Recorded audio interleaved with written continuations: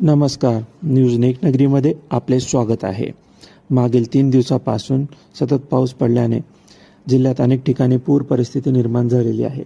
अशात एक संतप्त महिलेने घरासमोर पाणी साचल्यामुळे ग्रामपंचायतमध्ये ठिय्या आंदोलन केले.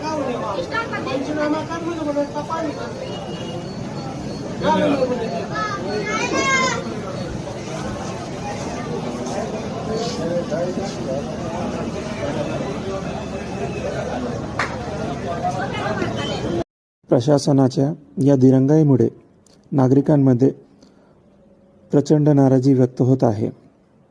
आता प्रशासन यावरती काय पावले उचलणार व गावातील साचलेले पाणी, कचरा हे कधी स्वच्छ करणार ह्याकडे सर्वांचे लक्ष आहे.